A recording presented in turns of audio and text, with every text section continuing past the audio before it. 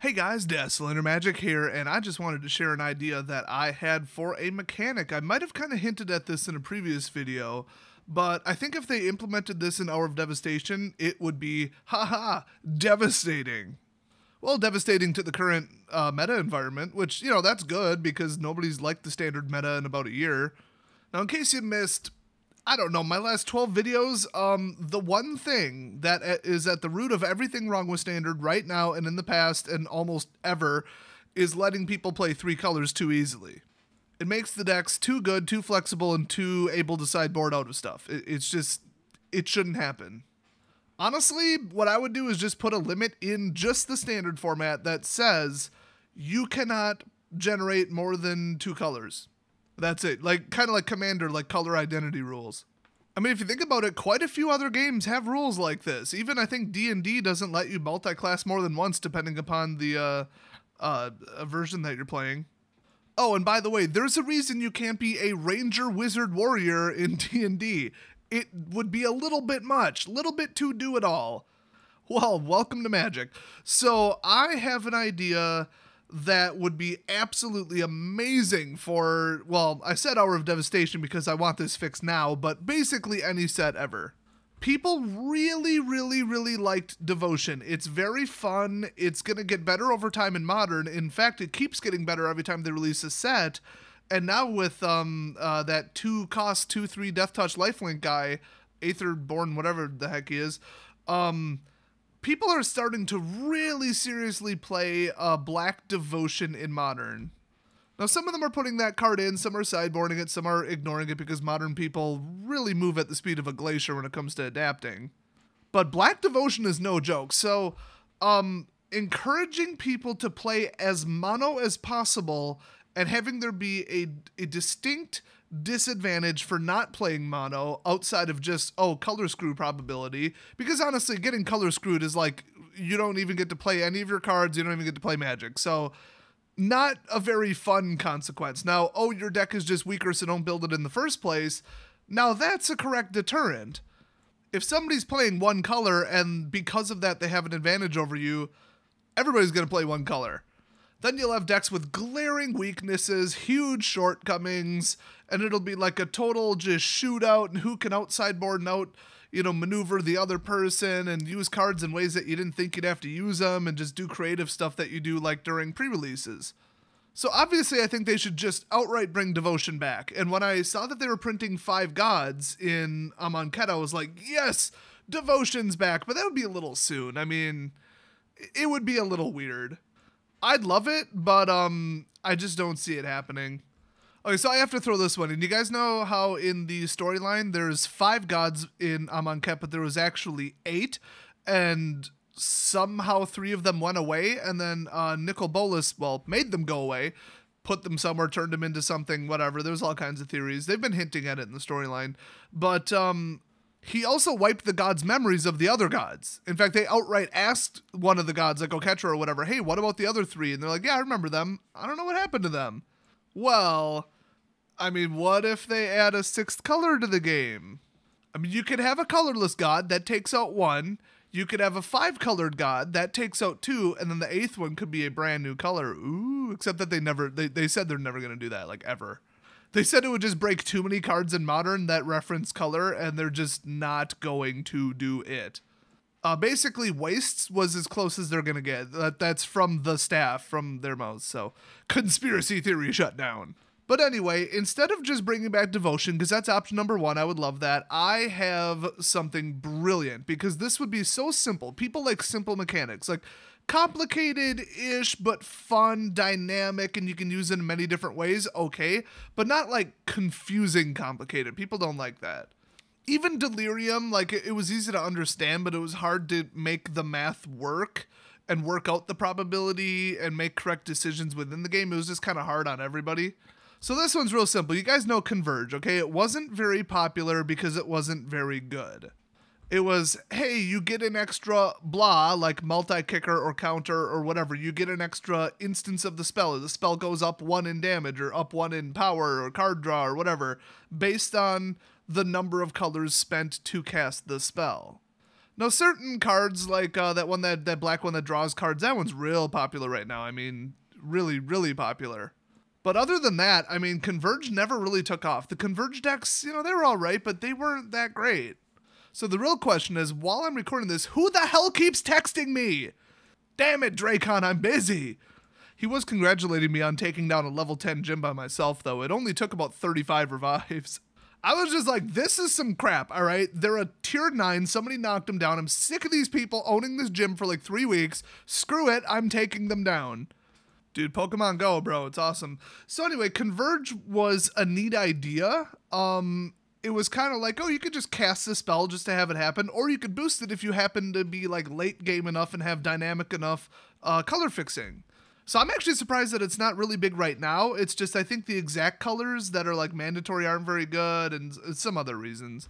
But what they could do is Converge but mixed with other phrases. I wouldn't really call it a mechanic from the past, but it's like a phrasing on cards. So what you've got is certain things say, for any color that this land could produce, or, force your opponent to tap all their lands and tap for any color that it could produce. And then they have very clearly defined what is considered a mana ability. So lots and lots and lots of sets, lots and lots and lots of cards have referenced, blah, blah, blah for any color that the land could produce. So people are used to it, not a foreign concept. So what they should do is reverse anti-devotion / Converge, I guess. So for every color that cumulatively all of your opponent's lands could produce, then blah. And then it would be just like Converge. So they could have one called, oh God, they would so never do this, Rainbow Blast. I really hope that's not already a card. I really, really do. Oh my God, there's 3 cards with the word rainbow in the name, but that's not one of them. Thank God. But Rainbow Blast, okay, you deal 2 damage to target creature and then an additional 2 damage for every color that the owner's lands could produce total. I mean, it would have such awkward phrasing, they'd probably just have to give it a mechanic and then give the mechanic a description. But, you guys get it. Basically, if they're playing 3 color and the 3 color is on the field, great. Now, the funny thing is universal fixers would count for 5 because they're universal. I mean, Reflecting Pool wouldn't qualify, but we'll say, what do you call it? That stupid tower thing that everybody plays. That and Aether Hub. They both can produce 5. Now, whenever it says blah, blah, blah, land can produce, the ruling on that phrase is regardless of conditions. In fact, read Reflecting Pool. That's actually what card made that ruling. Well, there might be one before it, but you get it.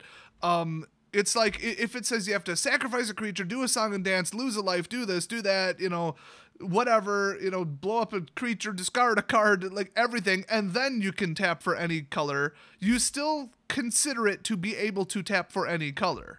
So that's why Reflecting Pool mixed with Aether Hub would actually let Reflecting Pool create any other color, all of the 5.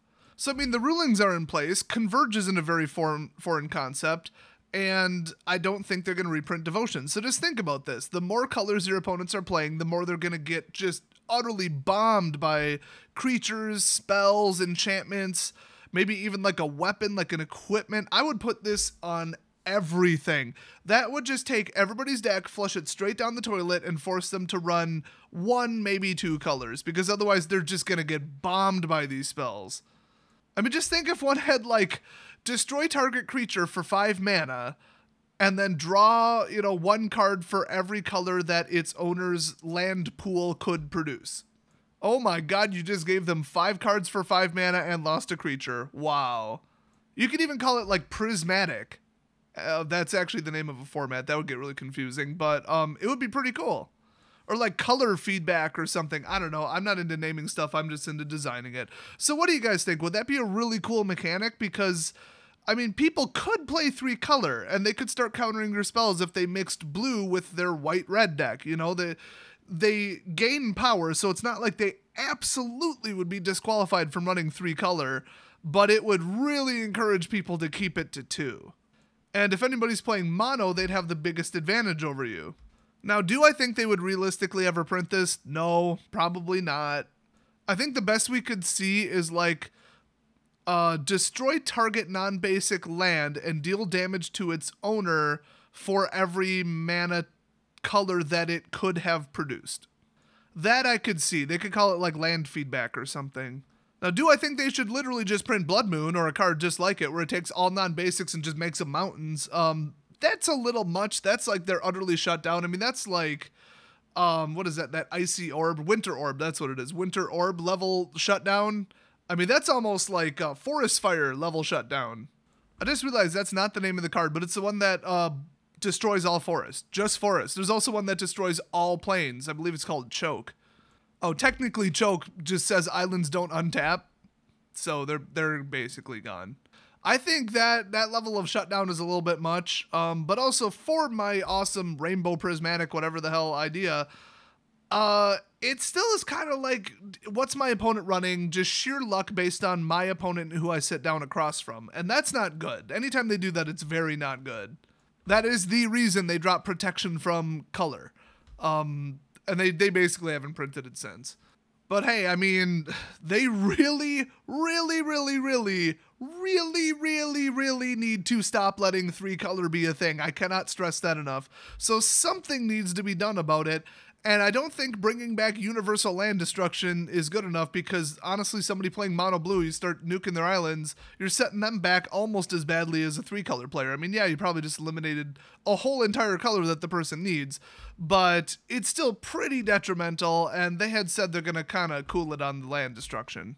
So if you have an idea for a mechanic that would really start, nailing people, maybe like for every different color mana your opponent taps for in a game or generates or puts in their pool, or in a turn, I should say, then this happens, or I don't know. So like maybe an equipment or an artifact that says for every different mana entering your opponent's pool for the first time, put 1 counter, then 2 counter, then 4 counters, like double the amount of counters on target creature or something. The problem is destroy target artifacts. So it would have to be a mechanic, like set wide.